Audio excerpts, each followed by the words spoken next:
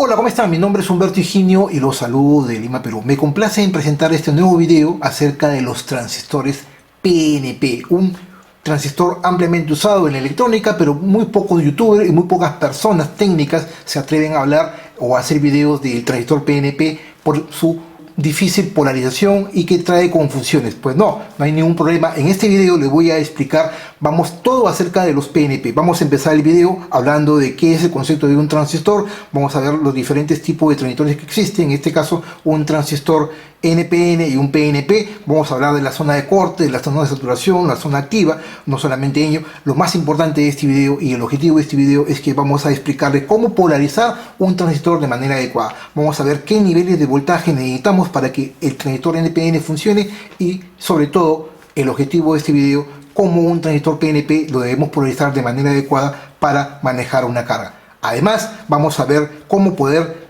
calcular la resistencia de base de este transistor para que pueda administrar grandes cargas y ver qué transistor es ideal para qué tipo de carga. Es decir, vamos a enseñarles cómo dimensionar qué uso de transistor le vamos a dar para manejar una carga de grandes cantidades de corriente. En la siguiente parte media del video vamos a hacer los cálculos importantes acerca de la resistencia de base. Es decir, yo ya sé qué transistor usar, pero cómo calcular la resistencia de base. En esta parte del video les voy a explicar cómo calcular la resistencia de base paso a paso con pequeñas fórmulas matemáticas muy fácil de entender y revisar. Finalmente, en la parte posterior del video vamos a darle solución a un problema clásico de muchas personas que me dijeron con respecto a este detector de objetos, que tiene que ver mucho esta parte de la solución del problema con respecto a un transistor PNP. Y finalmente vamos a ver la parte práctica. Así que acompáñenme con este interesante video paso a paso y disfrútenlo. Continuamos entonces. ¿Cansado de realizar tus circuitos impresos a una muy baja calidad sobre estas tarjetas perforadas? Esto quedó al olvido. PCBWay, la empresa china más importante, fabricante de los mejores circuitos impresos en el mundo, puede realizar tus PCBs a una muy alta calidad y a un muy bajo costo aquí en PCBWay. 10 tarjetas de 10 centímetros por 10 de 2 capas a un grosor de 1.6 milímetros por tan solo $5. Date el gusto de realizar tus mejores proyectos de electrónica aquí en PCBWay. Pues bien, vamos a empezar este interesante video hablando acerca de los transistores. Este es tan solo un adelanto acerca de todo lo que vamos a ver en los próximos videos aquí en mi canal de YouTube, cuando continuemos con el curso Aprendamos Electrónica Juntos y veamos en inicio lo que son los diodos y para luego entrar de lleno con el tema de los transistores. Vamos a empezar el video, como dije, hablando rápidamente acerca de la definición de un transistor para luego ver alguna funcionalidad, la zona de trabajo y lo más importante aquí es la polarización, que es el objetivo ideal de este video. Pues bien, ¿qué es un transistor? Un transistor es un dispositivo electrónico también llamado dispositivo activo. ¿Por qué dispositivo activo? Porque nos va a poder permitir amplificar una señal. No es como una resistencia, una bobina o un condensador, que son dispositivos pasivos, ¿no? Esa es la gran diferencia entre un dispositivo electrónico o eléctrico y otro. No solamente ello, a pesar de que es dispositivo activo, está formado por 3 sustratos de silicio, que el silicio, que es uno de los semiconductores más usados para la electrónica, ideal justamente para los transistores. Cuando se juntan 3 sustratos de silicio de diferentes polaridades que han sido dopados y obtenido una capa de tipo N o capa de tipo P, cuando se juntan esas uniones de diferentes tipos, dopados de diversas maneras, se conoce a este transistor como un transistor de juntura bipolar. Y a estas uniones bipolares, tipo N y tipo P, hacen o forman un transistor, ya sea un transistor de un tipo específico u otro. Y a eso viene justamente a que existen 2 tipos de transistores, los transistores NPN y los transistores PNP, que es lo que vamos a ver luego. La zona de trabajo, algo muy importante en los transistores. Los transistores trabajan en 3 zonas, valga la redundancia, de actividad o de trabajo: la zona de corte, la zona de saturación y la llamada zona activa. Tanto la zona de corte como la zona de saturación es lo que conocemos como las zonas de trabajo en lo que es la conmutación o hace la función de un transistor como interruptor digital, que lo hemos visto en muchos de mis videos y que hoy día vamos a repasar rápidamente. Y finalmente la zona activa es la zona de la amplificación, es aquella zona que nos va a permitir que si ingresamos una señal por la base vamos a obtener una señal mucho más amplificada dependiendo de su ganancia del transistor para convertirlo en un transistor amplificador. Entra una señal pequeña y sale una señal mucho más grande. Entonces el transistor trabaja en tres zonas: la zona de corte, la zona de saturación y la zona activa. Entonces, existiendo dos tipos de transistores, un transistor tipo NPN y un transistor tipo PNP. Si vayamos a validar básicamente la función de un transistor NPN, hemos dicho que el símbolo es el de la izquierda. Tenemos una configuración en donde el emisor está representado por una flecha hacia afuera, una flecha que va desde el centro hacia afuera, y que, como dijimos en la parte inicial, el transistor NPN tiene dos uniones y está formado por tres capas, dos tipo N y una tipo P. Entonces podemos definir que el transistor tiene tres terminales: el terminal del colector, el terminal de la base y el terminal del emisor, en donde el terminal de la base vendría a ser el sustrato tipo P, es decir, aquel sustrato que ha sido dopado con portadores mayoritarios, en este caso los huecos, mientras que el material tipo N es una oblea de silicio o un sustrato de silicio que ha sido dopado con portadores mayoritarios tipo en este caso los electrones. Entonces, una unión de tres sustratos tipo N, tipo P y tipo N forman lo que se conoce como un transistor NPN, y que tiene una base representada por el sustrato tipo P. En este caso, en un transistor NPN, la base vendría a ser el sustrato tipo P para este caso, mientras que, así como existe un transistor NPN, existe un transistor PNP, en donde efectivamente está formado de igual manera por tres sustratos: un sustrato tipo P, un sustrato tipo N y un sustrato tipo P, en donde la base vendría a ser, en este caso, formada por portadores mayoritarios, en este caso los electrones. De igual manera, tanto en un transistor, así como existe en un NPN, en un transistor PNP existe tres terminales: el colector, la base y el emisor. Y lo más importante aquí es que la flecha ya no está hacia afuera, sino la flecha indica hacia adentro, ¿no? La flecha es un indicador específico del flujo de la corriente convencional. Ojo con el detalle: el flujo de la corriente convencional, más no de los electrones. Teniendo en cuenta estas consideraciones, los transistores tipo NPN y tipo PNP, vamos a definir ahora sí el tema de la polarización. Vamos a conocer básicamente cómo debemos polarizar un transistor para que éste trabaje justamente en esta condición, en la zona de corte y la zona de saturación, como un transistor interruptor on-off. ¿Por qué? Porque lo que necesitamos es que, si le introducimos una pequeña corriente, vamos a obtener una corriente superior a la salida, pero no se trata de amplificar esa corriente, sino en este caso vamos a hacer que la corriente de salida la conmutemos en un valor alto o un valor bajo, es decir, hagamos las veces de un interruptor como on-off, un interruptor digital. Y para ello vamos a ver justamente la polarización, pero para polarizar necesitamos conocer qué tipo de voltaje debemos aplicar, ya sea un transistor NPN o un transistor PNP. Empecemos con el transistor NPN porque es lo más usado, y en función a lo que conozcamos en el transistor NPN lo vamos ya a implementar en el transistor PNP. Nos centramos primero en el transistor NPN. En el caso del transistor NPN, sabemos que NPN, sabemos que la base es P. Y también sabemos que en todo transistor NPN debe existir una corriente de base a emisor para que pueda activar el transistor, para que pueda fluir una corriente desde el colector hacia el emisor. Si no existe una corriente de base a emisor, no puede existir la corriente de colector hacia el emisor. Entonces partamos de ese principio. Entonces, al ser la base P, y necesitamos obtener un voltaje de polarización entre base y emisor que sea de 0.7 voltios. Para un transistor de silicio, la unión entre base y emisor necesita un voltaje de base y emisor de 0.7 voltios o 0.6 voltios aproximadamente para los transistores de silicio. Entonces, si yo sé que la base es tipo P o positiva y el emisor es tipo N o negativo, yo necesito polarizar la base con un cierto voltaje positivo. Voy a darle un más acá. Con respecto al emisor le voy a dar un menos acá. Es decir, pongo un voltaje positivo acá y un negativo acá de 0.7 voltios y hago que el transistor conduzca en saturación, en este estado.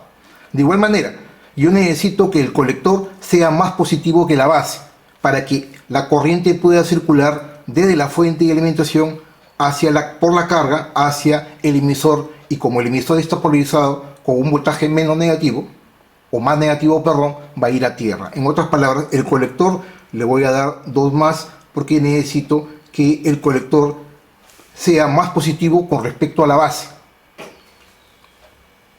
Teniendo en consideración esta, podemos definir que en un transistor NPN el colector es más positivo que la base y la base es más positiva que el emisor. Ojo con el detalle, hay que tener en cuenta esta consideración para poder entender la polarización de un transistor NPN. Ahora sí, vayamos a un transistor PNP. En un transistor PNP hemos dicho que la base es negativa, está formada por portadores mayoritarios, en este caso los electrones.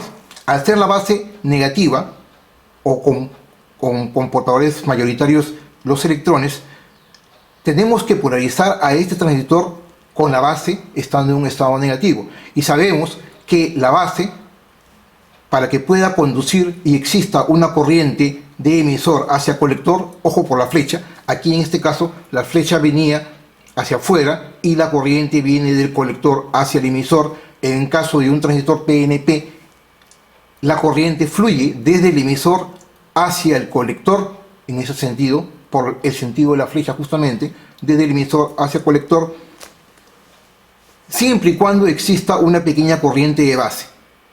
Para que exista esta corriente de base, aquí, entre base y emisor, yo necesito aplicar un voltaje entre base y emisor, de igual manera que acá, de 0.7 voltios. Hacer la base negativa, yo necesito que la base tenga un nivel de tensión más negativo con respecto al emisor. En otras palabras, el emisor tiene que ser más positivo que la base.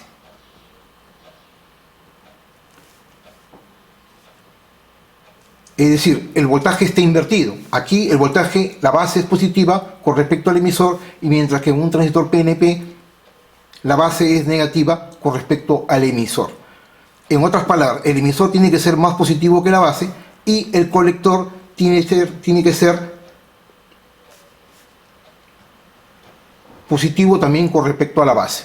Entonces, recapitulando, en un transistor PNP el emisor es más positivo que la base y la base es más negativa que el colector, teniendo en cuenta justamente el flujo de los electrones y de los huecos de acuerdo a lo que conocemos con la teoría de los semiconductores que hemos visto en uno de mis videos.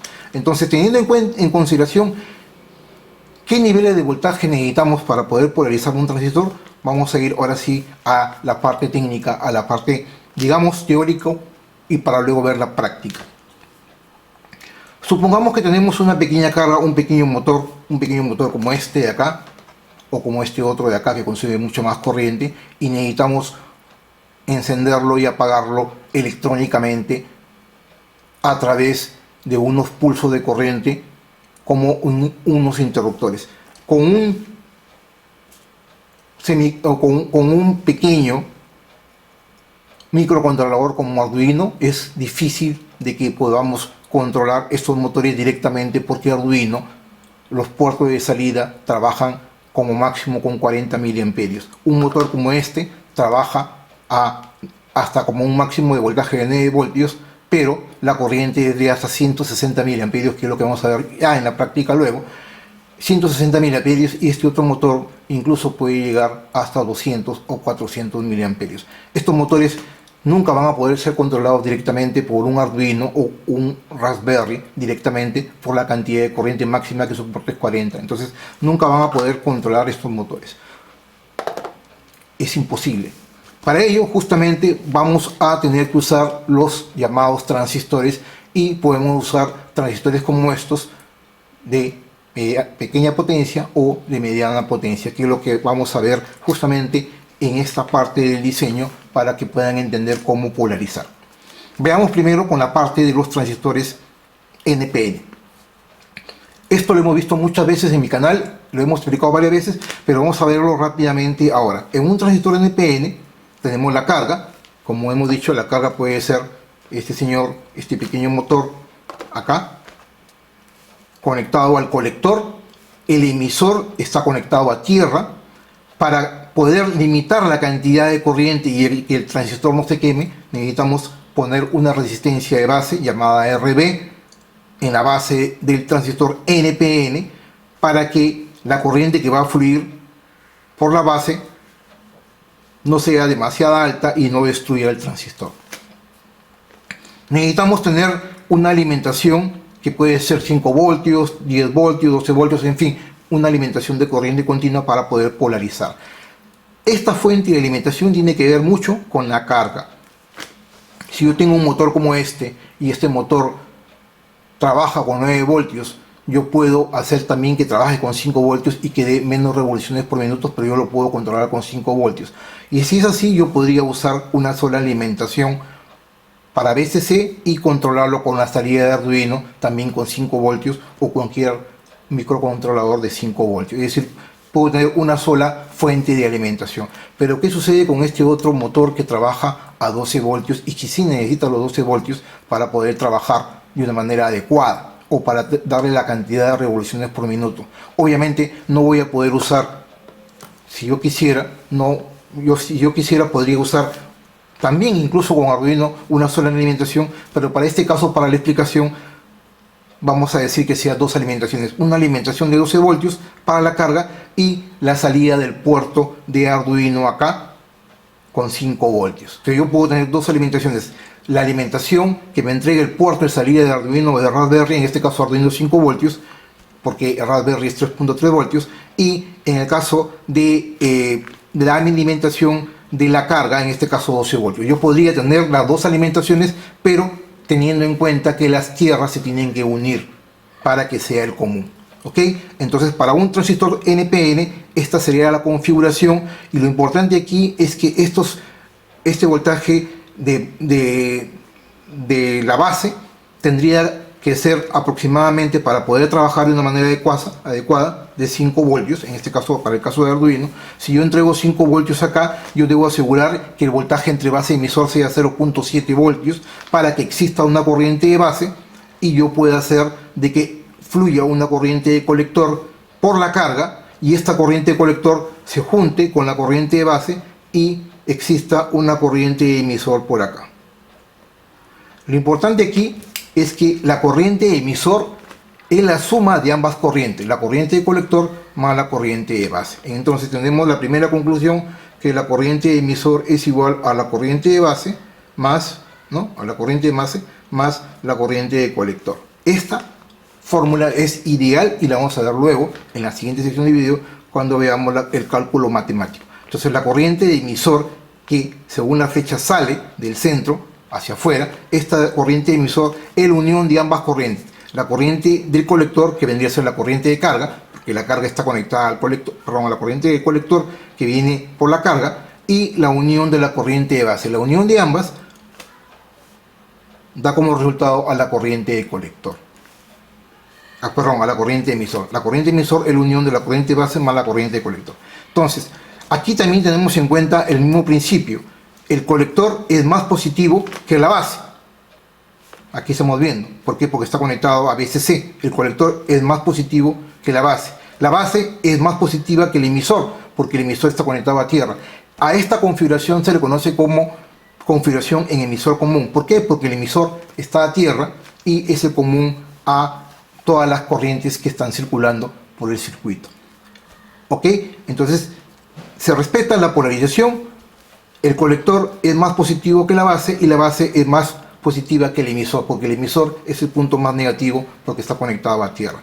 Si yo aplico 5 voltios acá, voy a hacer que circule una corriente de base por acá y voy a hacer de que el transistor se active y circule una corriente de colector por la carga que se va a unir con la corriente de base y finalmente va a dar origen a la corriente de emisor. Así funciona para el tema del corte y saturación, que lo vamos a ver luego en la siguiente sección de vídeo. Pero ahora ustedes se preguntarán, ¿qué sucede con el transistor PNP? O sea, ¿cómo yo polarizo el transistor PNP de una manera adecuada? Aquí viene el tema. Entonces vamos a hacer que este transistor que está de esta manera, lo vamos a invertir, el PNP, y la flecha la vamos a poner para el lado de acá, ¿no? Que al final es lo mismo, ¿no? Pero simplemente para el tema didáctico. La flecha hacia arriba, tenemos una resistencia de base en el transistor PNP y hemos dicho que el emisor es más positivo que la base, porque recuerden que debe existir un voltaje de 0.7 voltios entre base y emisor y que la base es negativa. Entonces, si la base es negativa y el emisor es más positivo que la base, yo puedo hacer de que el emisor vaya a la fuente de alimentación. Ojo con el detalle. Y que la base, yo podría incluso enviar la base a tierra y que la carga yo la podría conectar en este lado, conectado a tierra también, para poderla alimentar. Aquí vendría la carga. La carga, como dije, podría ser un pequeño motor de corriente continua o incluso podría ser un relé electrónico. Esta es la resistencia de carga y esta es la manera ideal como debemos polarizar un transistor PNP en este estado. Es decir, hemos dicho, el emisor es más positivo que la base. La base es negativa y por lo tanto, si es negativa, debe ir conectado a tierra para poder hacer de que el transistor conduzca en saturación y haga que exista una corriente de emisor y que esta corriente de emisor se junte, en este caso la corriente de emisor se bifurque y salga del centro hacia la corriente de base y la corriente de colector. En otras palabras, existe aquí una corriente, ojo con el detalle, el flujo de la corriente, una corriente de emisor que llega, según la flecha, al centro, y existe una corriente de base que sale de la base hacia tierra, ojo con el detalle, que sale de la base hacia tierra, la corriente emisor llega al centro y existe una corriente de colector que se desplaza por la carga. En otras palabras, ¿qué podemos concluir acá? Que la corriente de colector siempre circula por la carga, como es este caso. La corriente de colector siempre circula por la carga. De igual manera, en este caso, la corriente emisor es la suma de la corriente de base más la corriente del colector.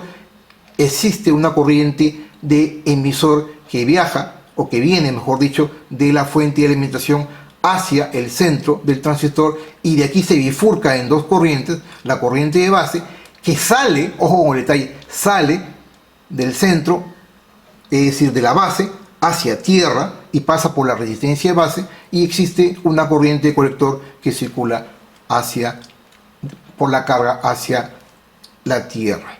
Entonces, aquí hay un tema importante a tener en cuenta.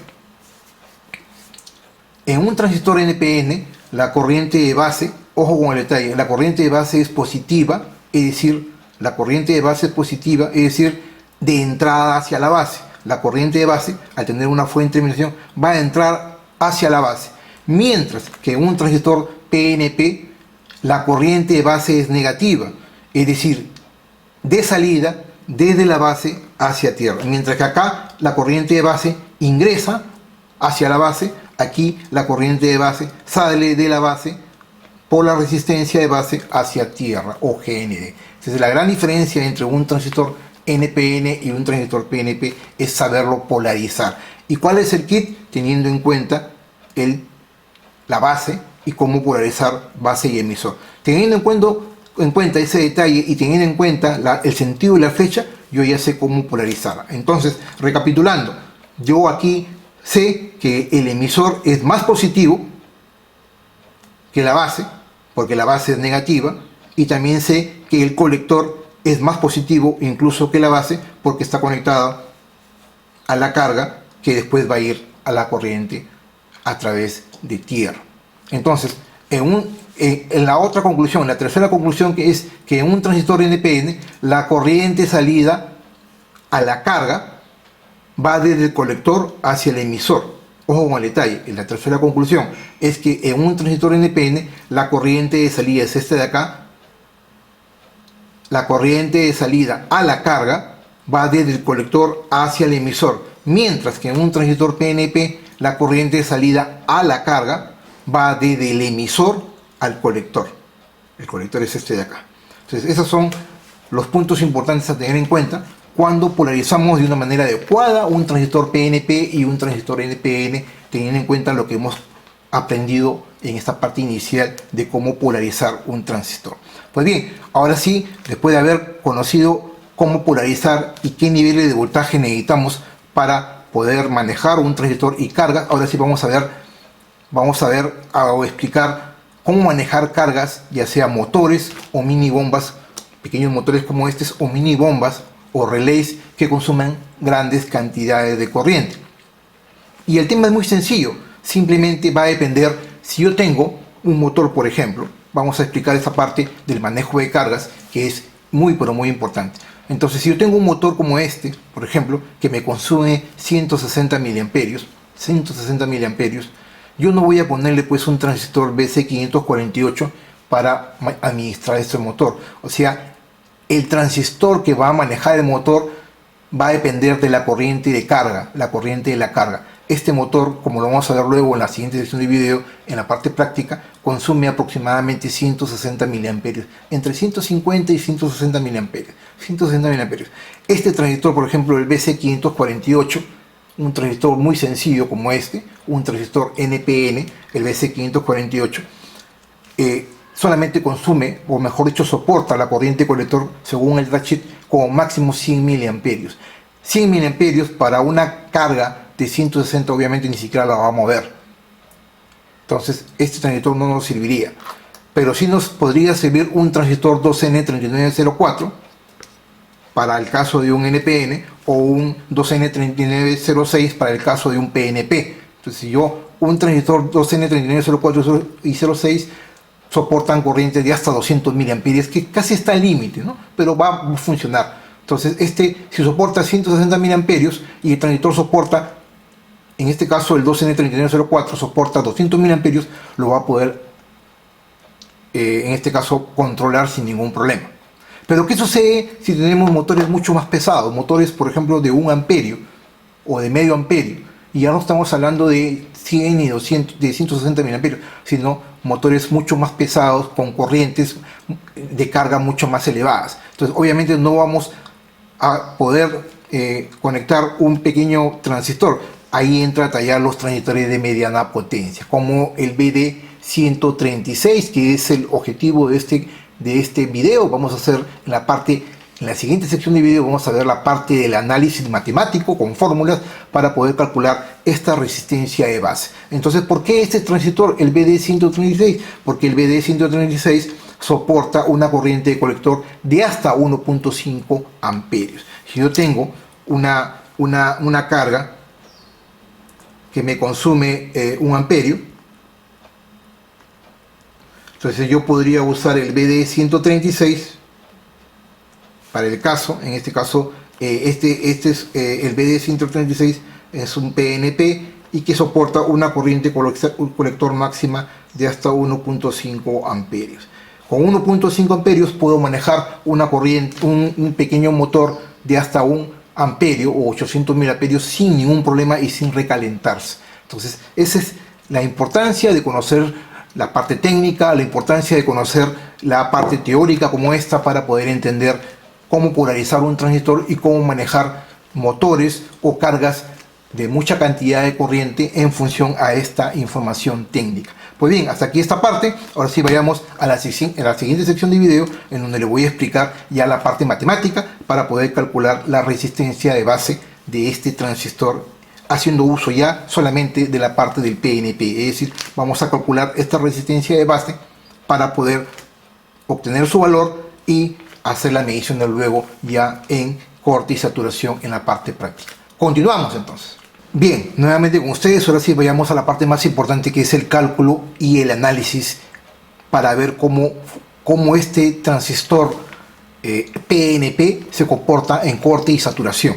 Y justamente para ello he diagramado aquí este pequeño circuito muy sencillo, es muy parecido al que hemos visto en la sección anterior, en donde tenemos para nuestro ejemplo el transistor BD136. Como dije, soporta una corriente de colector máxima de hasta 1.5 amperios, y acá hay un valor importante a tener en cuenta, que es el HFE, o la ganancia en corriente directa, también conocida como beta, ¿no? En este caso es 40. Este valor de 40 lo vamos a usar después en el cálculo matemático para obtener justamente el objetivo de esta parte, es obtener la resistencia de base. En otras palabras, lo que les estoy explicando es que en estos momentos vamos a hacer el cálculo para poder obtener la resistencia de base a través de ciertos valores que vamos a tener en cuenta en esta parte del video. Pero para entrar en estos detalles técnicos hay que conocer cómo funciona el transistor y qué valores de voltaje tenemos que aplicar sobre la base del transistor con respecto al emisor para que el transistor trabaje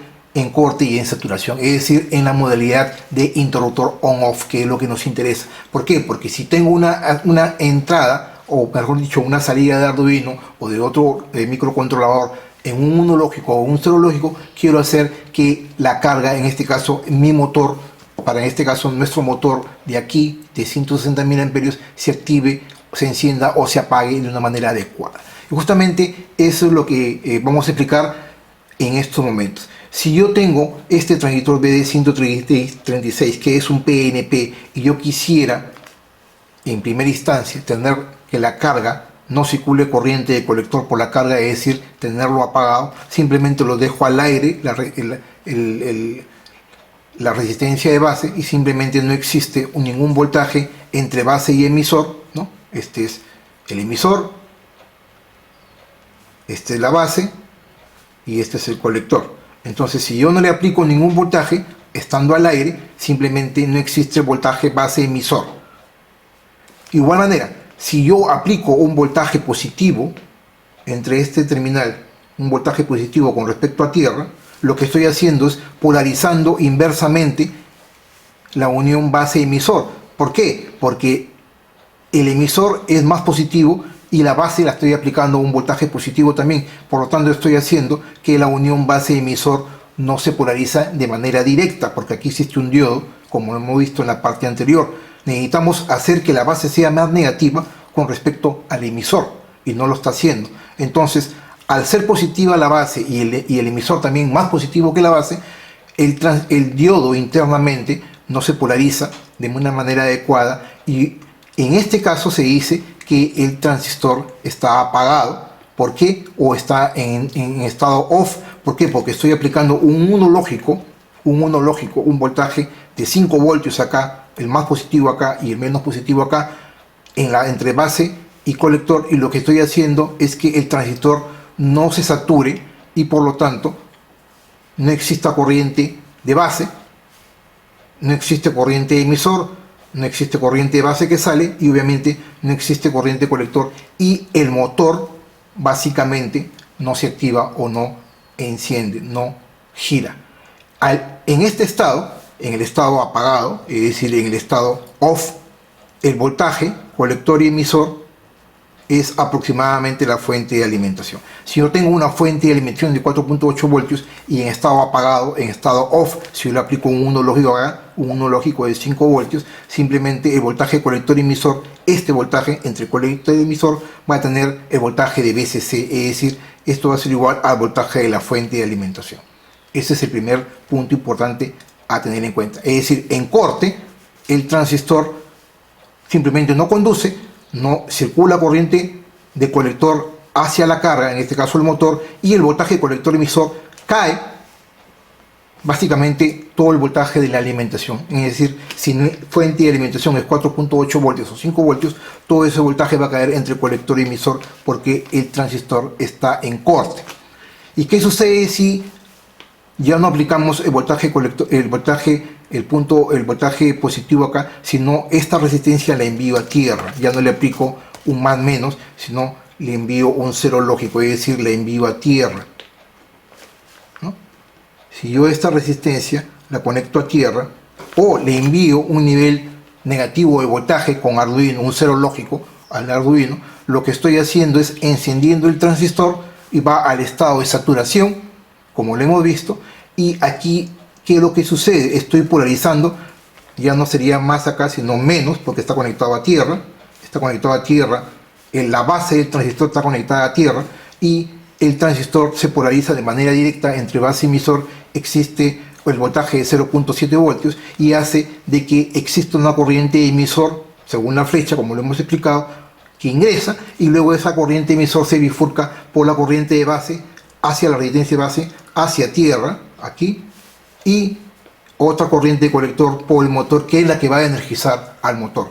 Entonces necesitamos esta polarización adecuada, negativa en la base. Si yo envío a tierra la base, estoy haciendo que se polarice directamente el diodo interno de este PNP base emisor y la corriente circule y existe una corriente emisor y una corriente colector. En otras palabras, estoy haciendo que si yo le aplico un cero lógico a la base, lo que estoy haciendo es que el transistor conduzca en saturación y el voltaje, en este caso, en encendido, el voltaje colector emisor va a ser 0.2 voltios aproximadamente. Cuando está saturado, el voltaje colector emisor es 0.2 voltios y la diferencia de voltaje va a caer, es decir, 4.8 menos 0.2, el voltaje sobre la carga, en este caso el motor, vendría a ser 4.6 voltios, que es prácticamente la diferencia entre el voltaje de alimentación y el pequeño voltaje 0.2 voltios colector emisor.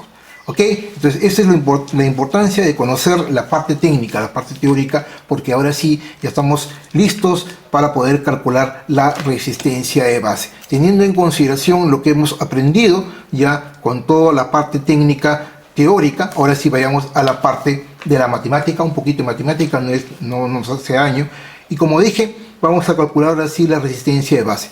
¿Qué sucede si yo tengo este motor y yo quisiera controlarlo no con Arduino, pero Arduino me va a entregar el 0 lógico o el 1 lógico de acuerdo a la programación que yo le dé, y quiero que este motor se encienda, y yo necesito usar este BD136 para controlar la salida del puerto Arduino, este motor, a través de ese transistor.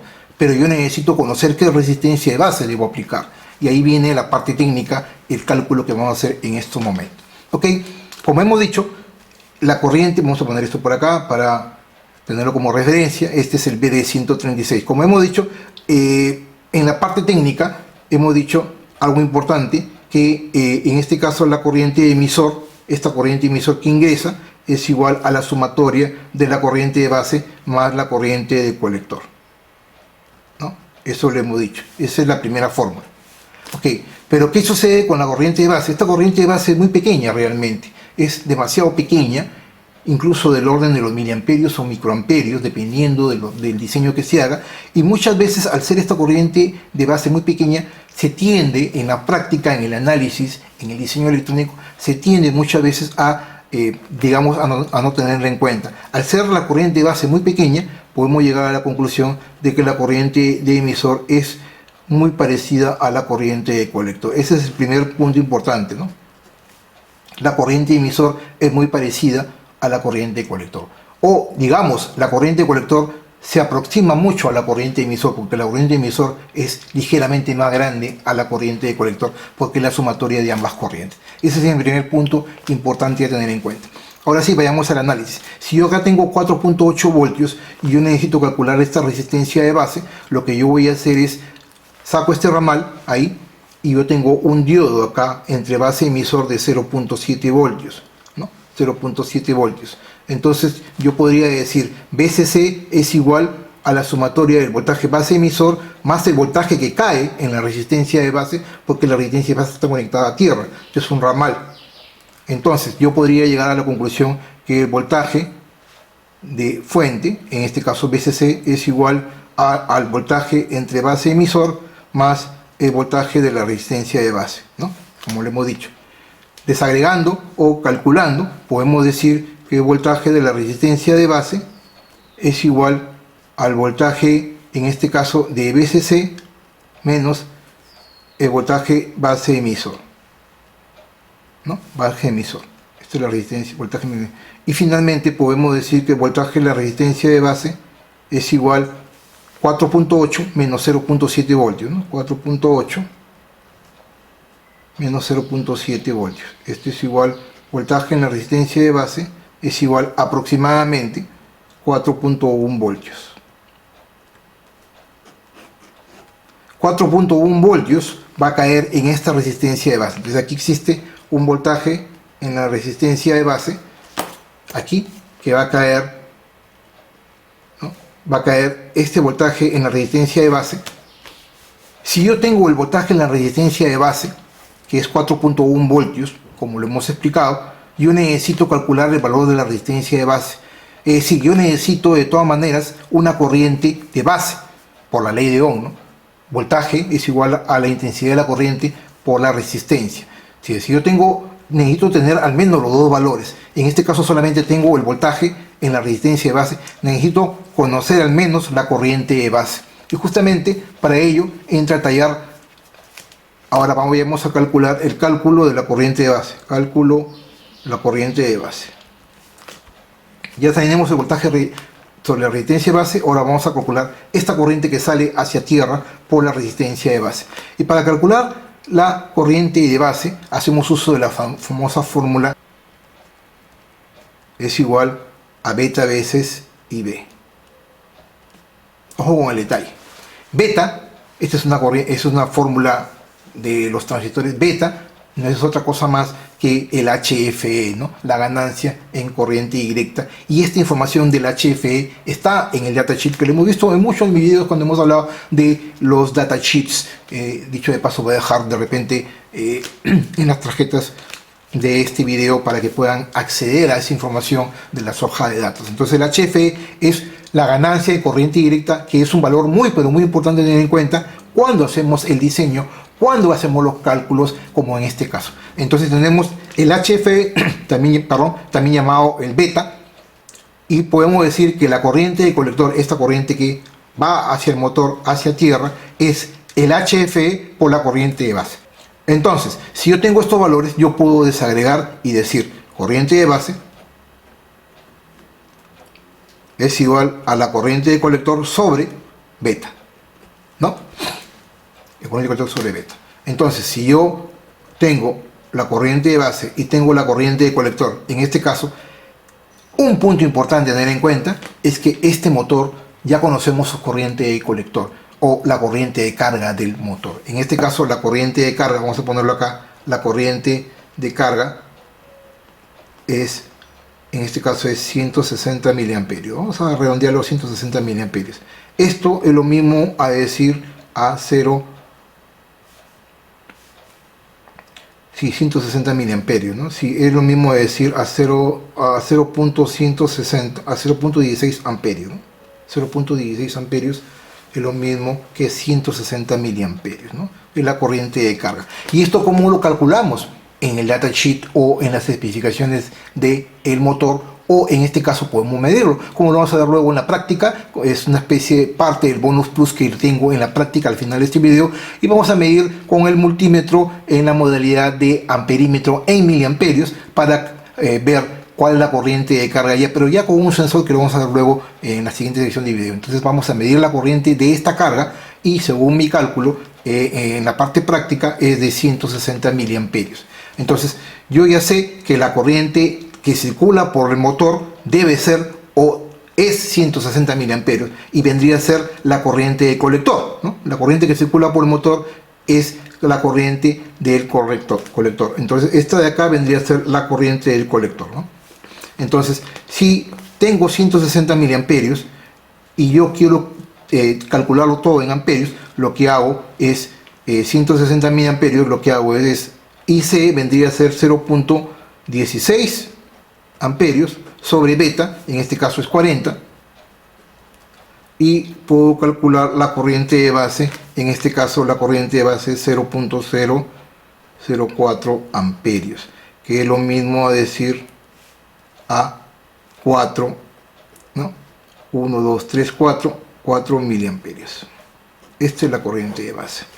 La corriente de base es 4 miliamperios. Esta corriente que circula desde el centro de la base hacia tierra por la resistencia de base es 4 miliamperios. Entonces ya tengo los dos valores para calcular la resistencia de base. Tengo la corriente de base y el voltaje sobre la resistencia de base, haciendo uso de la famosa ley de Ohm. Vamos a subir un poquito el cuaderno. Y entonces yo ya sé que el voltaje en la resistencia de base es igual a ley de Ohm, a la corriente de base por, en este caso, la resistencia de base.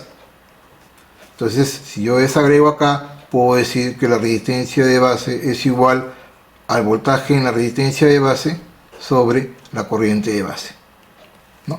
El voltaje en la resistencia de base, en este caso, es 4.1 voltios, y esto lo divido sobre 0.004 amperios. En otras palabras, yo puedo decir que la resistencia de base, en este caso, la resistencia de base, ¿no? 4.1 entre 0.04, en este caso es 1025 ohmios. Redondeándolo, resistencia de base es igual a ¿cuánto? A 1 kilo ohmio, que es la que vamos a usar. La resistencia de base es igual a 1 kilo ohmio. O sea, si yo divido 4.1 voltios, que es el voltaje en la resistencia de base que hemos calculado antes, acá,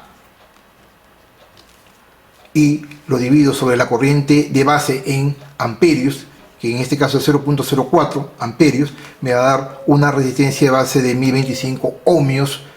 El valor más cercano es, y comercial, es 1 kilo ohmio, es decir, 1K, 1000 ohmios. Teniendo esto en cuenta, ya a través del cálculo que hemos hecho, hemos obtenido la corriente de base, hemos obtenido el voltaje de resistencia de base, conociendo la corriente de carga, en este caso la corriente del motor, hemos conseguido polarizar de una manera adecuada un transistor BD136 PNP para administrar una carga, ya sea con Arduino o con un sensor que lo vamos a ver luego en la siguiente sección de video. Pues bien, hasta aquí esa parte, y ahora sí vayamos a la siguiente sección de video, que es la parte netamente práctica para poder validar tanto el estado de on-off y los voltajes, y no solamente ello, poder controlar este motor con un transistor BD136. Continuamos entonces. Pues bien, en esta sección de video quisiera aprovechar que estamos hablando ampliamente acerca de los transistores PNP y darle solución a un problema de este pequeño dispensador de alcohol que hice un tiempo atrás, unos meses atrás, en mi canal de YouTube, hace poco nomás. Voy a dejar aquí en la descripción de este video el enlace para que puedan construir este dispensador de alcohol electrónico. Y lo más importante aquí es que muchas personas me estaban preguntando que habían hecho el dispensador, pero no habían usado la tarjeta que yo uso, este detector de objetos de alto alcance de hasta 30 centímetros, con un sensor infrarrojo. Y muchas personas me decían que estaban usando no ese, sino un pequeño sensor de obstáculos o de objetos como este, muy parecido a este. Y me preguntaban y me decían, ¿por qué si yo lo he construido tal cual con un transistor NPN tip 120 para poderlo amplificar la señal y poder hacer el corte y la saturación del transistor y activar la mini bomba, mini bomba de agua? En este caso estamos expulsando el alcohol internamente con un voltaje de 5 voltios. Me decían que simplemente les trabajaba al revés, es decir, cuando conectaban la alimentación, los 5 voltios, de frente, en este caso el dispensador de alcohol expulsaba el alcohol, y que cuando ponían la mano dejaba de expulsar el alcohol, es decir, trabajaba al revés. Y muchas personas me decían de ese problema y de otro que voy a hablar en estos momentos. Así que en estos momentos, aprovechando de los transistores PNP, vamos a hacer un acápite a esa parte y darle solución rápidamente al problema que ellos indican. Entonces ellos están usando este pequeño detector de objetos, o muy parecido a este, que lo venden en China directamente. No usan el detector de objetos que yo construí para este proyecto. ¿Y qué sucede? El detector de objetos que yo construí para este proyecto, como lo hice en mi canal, envía un 1 lógico, es decir, un voltaje de 5 voltios.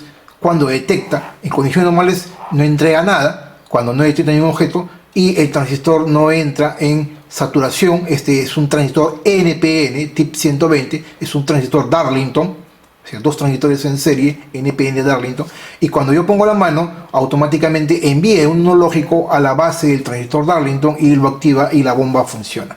Pero, ¿qué sucede con este otro tipo de detector de objetos? Este detector de objetos trabaja al revés, es decir, este detector de objetos funciona, su pin de salida, a la hora que detecta el objeto, entrega un 0 lógico. Es decir, en condiciones normales, cuando no detecta ningún dispositivo o ninguna mano o algún objeto, simplemente él está entregando siempre un 1 lógico. Al entregar un 1 lógico, obviamente si conectan este dispositivo en vez de esto, al entregar un 1 lógico, el transistor Darlington tip 120 NPN se va a activar y va a encender la bomba. Ese es el problema que estas personas tenían, y obviamente este dispositivo, si lo quieren usar o lo están usando, y obviamente es muy barato y lo pueden usar, yo no he dicho que no necesariamente pueden usar el mío, sino cualquier otro, tienen que hacer un cambio en la configuración, porque este señor entrega un 0 lógico cuando se activa.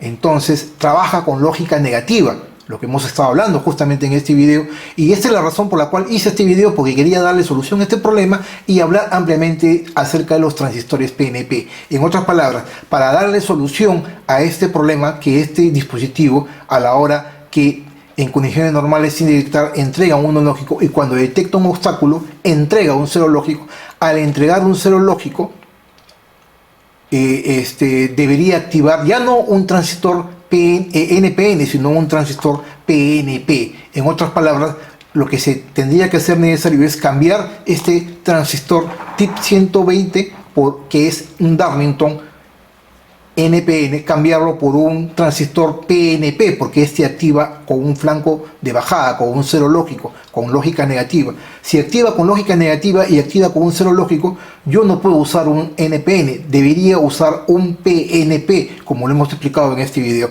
Entonces, este transistor, para la gente que ha construido y que no le funciona, debe ser un transistor Darlington, un tip 125, ¿no? Acá justamente les tengo el diagrama, se lo voy a compartir, igual se los voy a dejar en la parte de la descripción, va a haber el enlace. Tenemos el sensor de objetos, que en este caso vendría a ser este de acá, ¿no?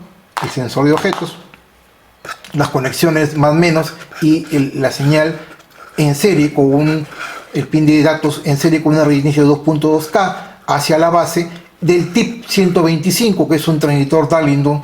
En este caso es PNP, polarizar la base de manera negativa, y va a hacer que el emisor circule corriente por el emisor, como lo hemos visto en este video, por el emisor, vaya por el colector y finalmente pase por este PAM, la mini bomba, y vaya a tierra. Entonces lo voy a activar con el flanco negativo para un transistor PNP. En otras palabras, lo que les quiero decir es que si su dispositivo envía un flanco de subida, un 5 voltios o lógica positiva, utilizamos un tip 120, como en mi caso. Para el caso de ustedes, si el dispositivo, este sensor de objetos, utiliza un flanco de bajada o lógica negativa, es decir, un 0 lógico cuando se activa, necesitamos un transistor PNP, como lo hemos explicado en este video y como lo estoy haciendo en este caso. Esa es la primera parte. No solamente ello, vamos a hacer la prueba ahora usando justamente este dispositivo para la prueba de la práctica, y el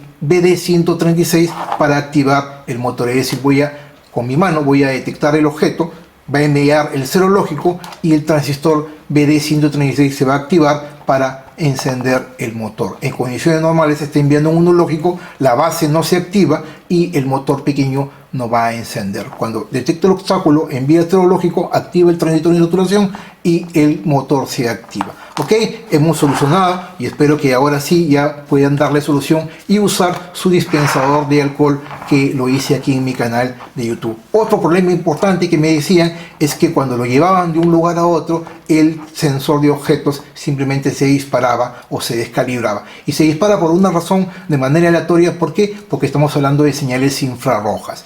Recuerden que este señor es un diodo LED infrarrojo y este es un fotodiodo. Entonces este entrega señales por debajo del rojo, pero Este señor, el fotodiodo, es muy sensible a los cambios de, en este caso, de las señales del medio. En este caso, si estamos en un lugar con luz y está ya programado y detectado para que funcione, y lo llevamos a otro lado con más luz, esa luz del medio, en este caso de la lámpara o del foco o del fluorescente en que se encuentra, o de la lámpara LED, puede incidir sobre este LED fotodiodo y dispararlo de manera errónea. Eso es lo que me decía. ¿Cómo lo solucionan? Poniéndole una pequeña capucha negra, como lo están viendo en estos momentos. Le ponen una pequeña capucha negra y de esta manera la luz solamente va a incidir directamente, ya no va a entrar de los medios externos, por los costados o de arriba o de abajo, simplemente directamente cuando detecta un obstáculo. Este señor envía la señal infrarroja, rebota sobre un objeto y regresa al fotodiodo de manera directa. Entonces ya no está ingresando la señal desde otros puntos, diagonalmente o literalmente de otros extremos. Simplemente poniéndole la capucha, lo que estamos haciendo es haciendo de que el transistor trabaje, el diodo, el fotodiodo, reciba la señal directamente desde el sensor infrarrojo, este diodo infrarrojo. ¿Ok? De esta manera solucionamos los dos problemas. El problema del detector de obstáculos, que ya lo hemos visto, y de cualquier, ojo con el detalle, de cualquier tipo de sensor de objetos que maneje, incluso este tipo de acá, que maneje diodos infrarrojos. Ok, ahora sí, vayamos a la parte práctica, que es la parte muy pero muy interesante. Continuamos entonces. Bien, nuevamente con ustedes, aquí estamos en la prueba final. Tenemos el módulo de detector de objetos por infrarrojo, este módulo convencional que mucha gente me pidió que hiciera un pequeño video. Y en este video no vamos a usar nuestro módulo de detector de objetos que les expliqué en un tiempo atrás en el canal. Este módulo que lo armamos en mi canal, vamos a no usarlo obviamente, vamos a hacer la prueba con el módulo real para que vean que funciona. Tenemos la resistencia de polarización de base de 1 kilo ohmio, las conexiones de la alimentación lo estoy tomando de los 5 voltios de la laptop por el puerto USB. Tenemos el transistor BD136, como lo expliqué en la parte teórica, su resistencia de base y las conexiones en serie con la carga, en este caso un pequeño motor de hasta 9 voltios con engranajes reductores, un motor que lo vamos a encender y vamos a ponerlo como carga para poder medir su corriente en miliamperios. Así que vamos a empezar la prueba final haciendo la detección del objeto aquí en el lector de obstáculos, y se va a activar el motor y vamos a medir la carga, la corriente en miliamperios. Vamos a poner el dedo. Vemos que el motor se activa. Saco el dedo, deja de activarse.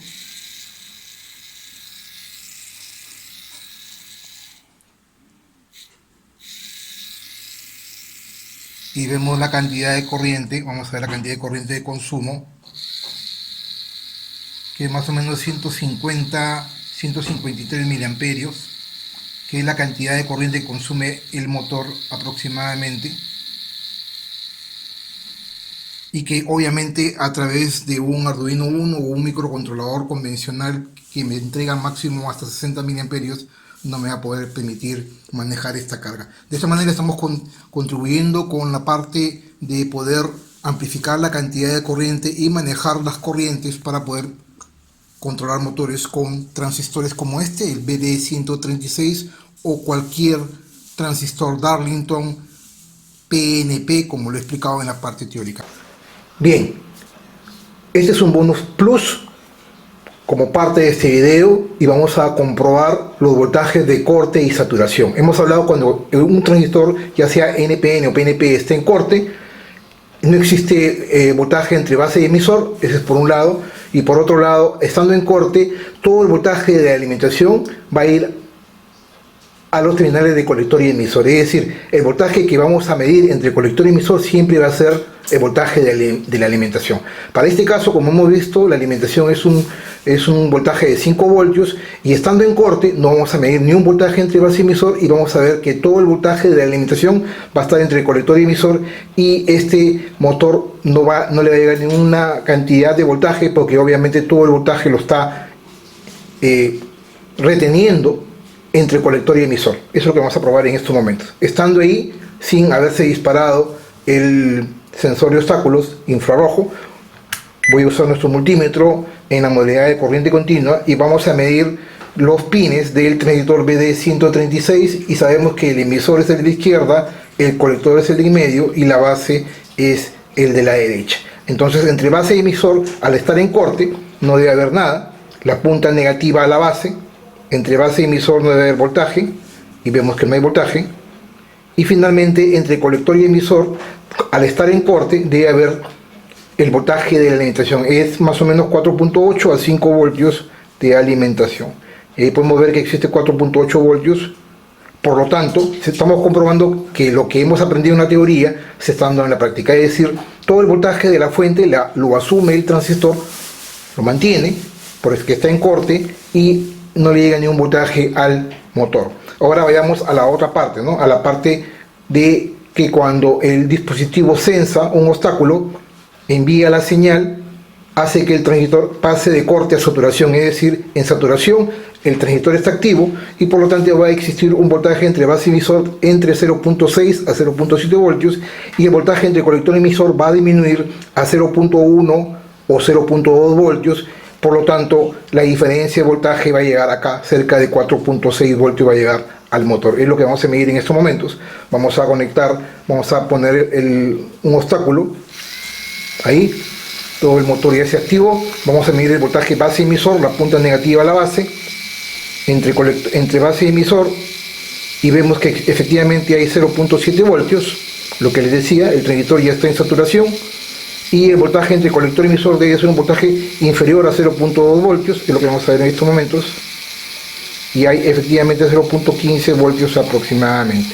Por lo tanto, todo el voltaje de la alimentación, esos 4.8 voltios menos 0.15 voltios, van a caer sobre el motor y este va a trabajar. Pues bien, como logran ver, estamos comprobando fehacientemente que lo que hemos aprendido en la teoría se está dando en la práctica. Pulgar arriba entonces.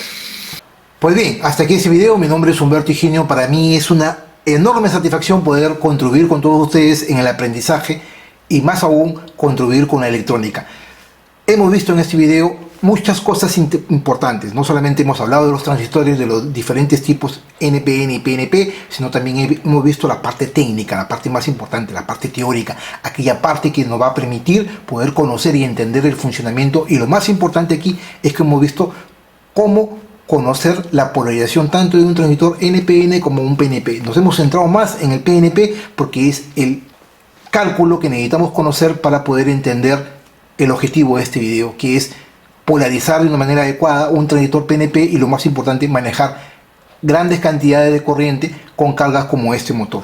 No solamente ello, hemos hecho cálculos de la parte matemática, hemos calculado la corriente de base, el voltaje de la resistencia de base y lo más importante aún es que hemos calculado la resistencia de base para poder controlar cualquier motor de corriente continua. Como ven, espero que ustedes me puedan apoyar suscribiéndose a mi canal. Si no estás suscrito, también te invito a que te suscribas y lo más importante aquí es que active la campanita para que de esta manera cada vez que yo subo un video te lleguen las notificaciones por correo y estés al tanto de las nuevas publicaciones aquí en mi canal de YouTube. Les pido por favor que me apoyen.